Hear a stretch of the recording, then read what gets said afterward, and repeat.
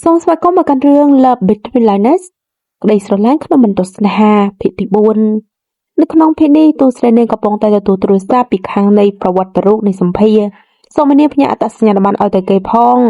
ក៏មិនតែនាងភ្លេចបាត់ទៅហើយចំណែកទូប្រក់នេះវិញកំពុងតែចូលមកក្នុងបន្ទប់ស្នាក់របស់គាត់ក៏មិនតែមើលទៅតួស្រីនាងក៏បានបិទហ្គេមខ្លះហើយនៅខាងលើគ្រាន់តែងើបផ្លិតក៏បុកបាប់ផាងលសាមានគេកំពុងតែហៅគាត់មិនមាននរណាឆ្ងាយទេគឺជាតួស្រីនាងក៏សួរថាលោកកងហួយតែខ្លួនអាចចូលទៅយកជាមួយអត្តសញ្ញាណប័ណ្ណភ្លេចកាលពីម្សិលមិញបានឬអត់ក៏មិនតែទូប្រុសដែលសមមិនមែនជាកងហួយក៏មិនដឹងធ្វើយ៉ាងម៉េចទេកំពុងតែរត់នៅក្រោមសាឡុងឲ្យរកឃើញផ្លែនៅពេលនោះកងហួយក៏បានខំមកកាន់គាត់ល្មមនិយាយថាអាហ៊ូសៀវនឹងកំពុងតែចង់ទទួលយកអត្តសញ្ញាណប័ណ្ណរបស់អ្នកដែលភ្លេចហើយគាត់មិនមានលើកអីទេគាត់គ្រាន់តែបើកទ្វារហុចឲ្យឃើញតែប្រឡោះដៃចឹងទេក៏មិនតែនៅពេលនោះតួស្រីហ៊ូសៀវក៏បាននិយាយពីអរគុណប៉ុន្តែទូប្រុសវិញក៏និយាយតបតក៏អកហែមថាក៏អាឡែស៊ីហើយនៅពេលបន្តិចចេញមកឃើញថ្នាំនៅចំពោះមុខបន្ទមហើយតួស្រីវិញគឺជាអ្នកទិញឲ្យតែកាន់តួប្រុស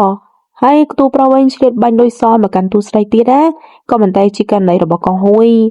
ហើយបន្ទាប់ពេលទំនេរនាងក៏មកជួយដឹកអីវ៉ាន់ហើយក៏ចូលជាមួយនឹងកាហ្វេឲ្យទៅកាន់ភ្ញៀវគឺនៅកន្លែងដែលគេលេងហ្គេមជាមួយនឹងហ្គេមអាកំបាំងហ្គេមគិចពីការប៉ិន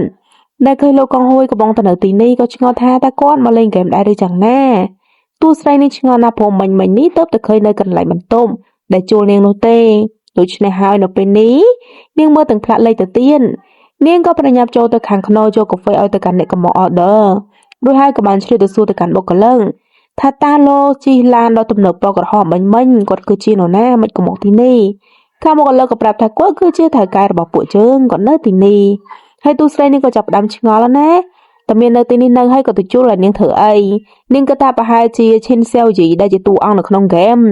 ពេលនោះឃើញតែឈិនសៀវជីតួអង្គក្នុងហ្គេមកំពុងតែចូលមកតួប្រុសគឺសៀវជី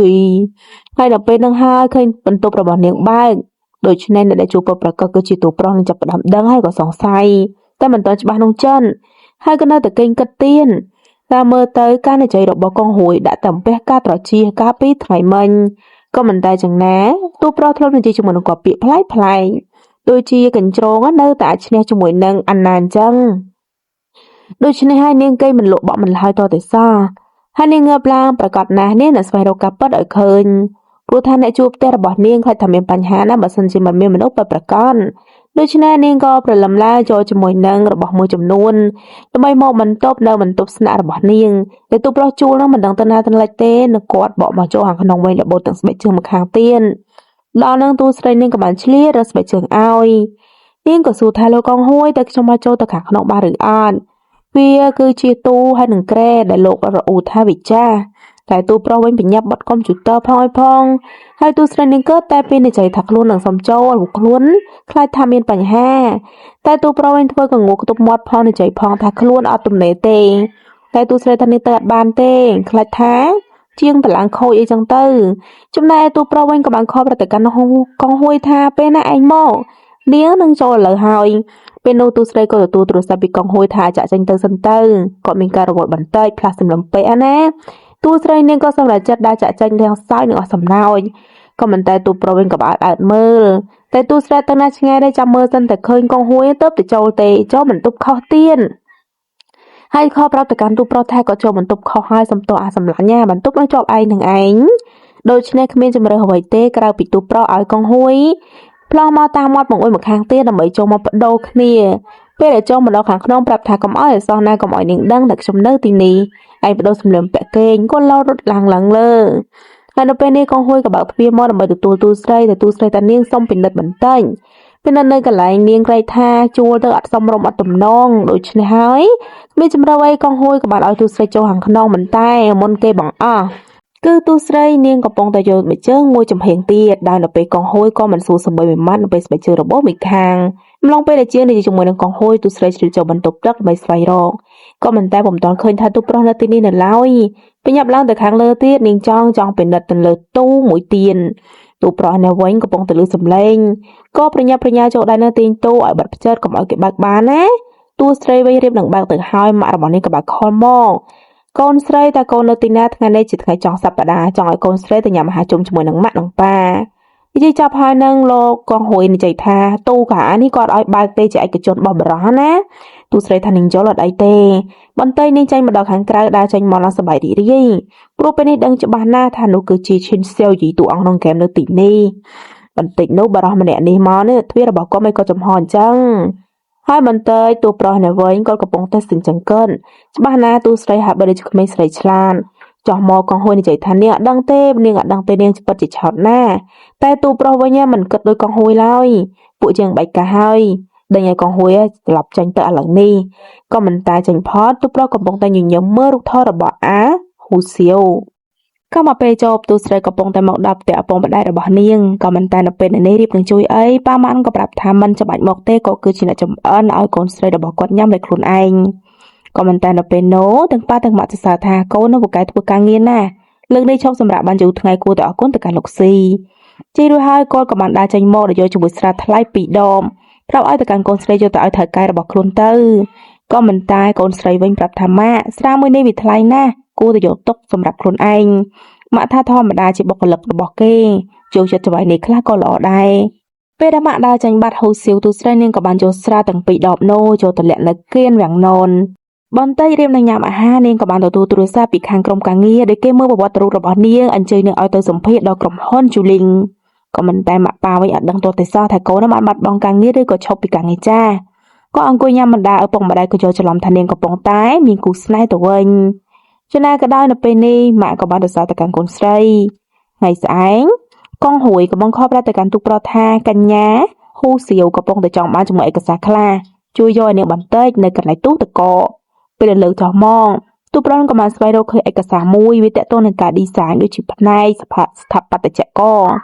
ការធ្វើស្ថាបត្យកម្មនៃអគារខុនដូអីជាដើមហើយសួរថាតើនាងធ្វើការអ្វីពីមុនកងហួយក៏បាននិយាយថាវាប្រហែលដូចជាមុខរបរជានាងឯងអញ្ចឹងលើដូច្នេះហើយចឹងកើតមកដល់ពេលដែលទូស្រីនាងក៏ត្រឡប់មកយកកូនសោចាក់ចូលទៅខាងក្នុ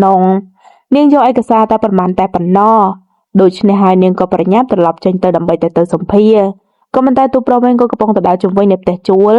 សរសេរជាមួយនឹងរូបគំនូរមួយចំនួនងាយមកគូស្នេហ៍ដែលរៀបការរួចឯនេះវិញគឺអាចៅនាងកំពុងតែមានអារម្មណ៍ថាប្តីរបស់នាងហាក់បីដូចជាប្លែកដូចជាមិនសូវរវីរវល់ជាមួយនាងតតែសោះក៏ប្រញាប់កេងចោលនាងទៅទៀតជាងាកមកទូស្រ